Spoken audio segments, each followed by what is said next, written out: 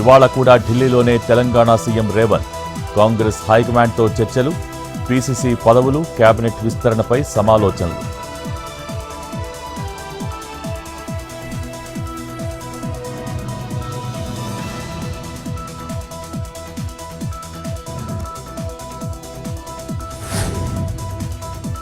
ఇవాళ హైదరాబాద్కు విచ్చేయనున్న AP CM Chandrababu జూబ్లీహిల్స్లో జరిగే ప్రైవేట్ కార్యక్రమానికి హాజరు, అనంతరం అమరావతికి తిరుగు పయనం.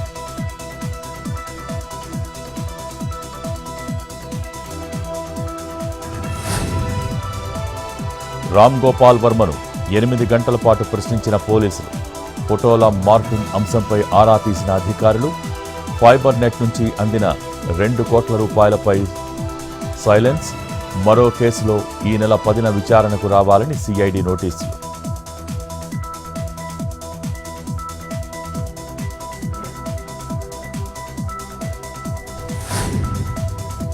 సౌత్ కోస్ట్ రైల్వే జోన్కు కేంద్రం గ్రీన్ సిగ్నల్.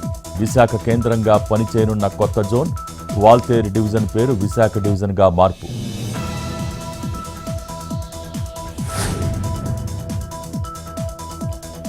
స్కిల్ ఇండియా ప్రోగ్రాంకు 8,800 కోట్ల రూపాయలు. సఫాయి కర్మచారి కమిషన్ 3 ఏళ్లు పొడిగిస్తూ కేంద్ర కేబినెట్ నిర్ణయం.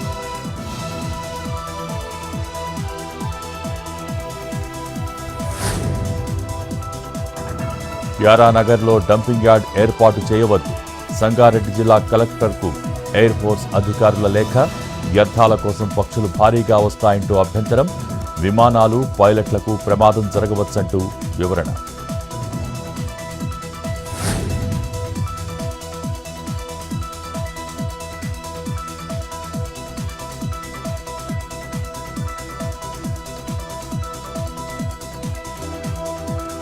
కేంద్రం నుంచి రావాల్సిన 15,000 కోట్ల కోసం కృషి చేయండి.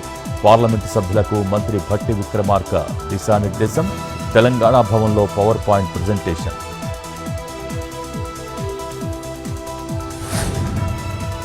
ప్రధాని మోడీని కలిసిన అక్కినేని కుటుంబం. ఏఎన్ఆర్పై రాసిన పుస్తకం ప్రధానం.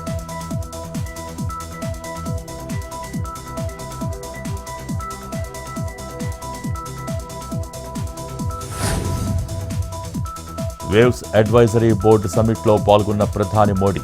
ప్రపంచవ్యాప్తంగా గల భారత సంతతి నిపుణులతో చర్చ.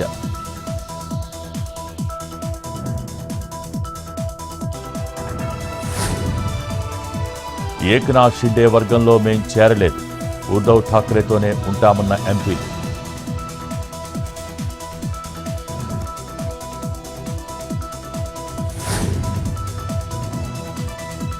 అమెరికా బహిష్కరణ జాబితాలో మరో 487 మంది ఇండియన్స్.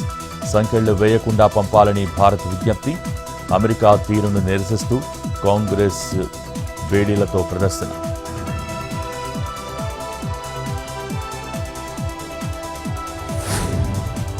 అన్ని వ్యవస్థల్ని బీజేపీ, ఆర్ఎస్ఎస్ నియంత్రిస్తున్నాయన్న రాహుల్. జాతి వ్యతిరేక వ్యాఖ్యలంటూ ఒడిశాలో కేసు నమోదు.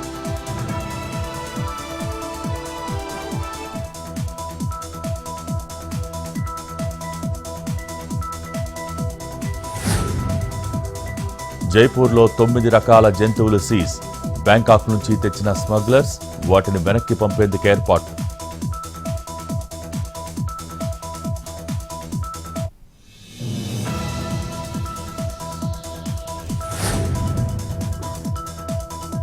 ఆర్మీ, ఎయిర్ ఫోర్స్ చీఫ్ల జాయింట్ సార్టీ. తేజస్ ఎల్సీఏ వ్యవహరించనున్న 2 అధికారులు.